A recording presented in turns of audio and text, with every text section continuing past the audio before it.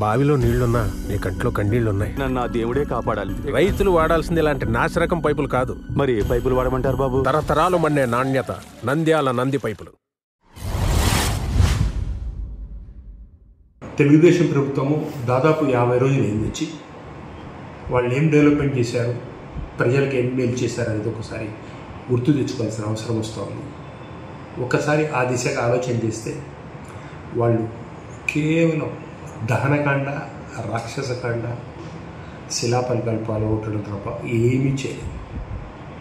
ఈరోజు వరకు ఆంధ్ర రాష్ట్ర చరిత్రలో ఎప్పుడూ జరగని రీతిగా అంత ఘోరంగా ఆ రాక్షస క్రీడ మొదలు పెడతా ఉన్నారు చంద్రబాబు నాయుడు గారి తెలుగుదేశం ప్రభుత్వం. మాజీ ఎంపీ రెడ్డప్ప గారింటికి ఎంపీ మిథున్ రెడ్డి గారు పరామర్శించకపోతే వాళ్ళ ఇంటి మీద దాడి చేస్తారు. ఒక వ్యక్తి పరామర్శించడానికి పోవడం తప్ప తెలుగుదేశం వాళ్ళు ఆ రకంగా దాడి చేస్తారు. ఆంధ్ర రాష్ట్రం, భారతదేశం అంతా చూస్తూ ఉంది. రాళ్ల దాడి చేసి వాళ్ళ వెహికల్స్ మీద రాళ్ళు కొట్టి డైరెక్ట్ కాల్చిపడేస్తూ ఉన్నారు. ఆశ్చర్యకరమైన విషయం ఏమంటే వాళ్ళ మీద మళ్ళీ రివర్స్ కేసులు పెడతారు. పోలీసు వ్యవస్థను ఎంత నిర్వీర్యం చేశారు. మీరు ఏ రకంగా మీరు పోలీసు వ్యవస్థను వాడుకుంటా ఉన్నారు. ఇది మీరు చేసే పురోగతి, ఇదే మీరు చేసేది. ప్రజలు మిమ్మల్ని వైఎస్ఆర్సీపీ ప్రభుత్వానికంటే ఎక్కువ మేలు చేస్తుందని చెప్పేసి ఆశించి మిమ్మల్ని ఎన్నుకున్నారు.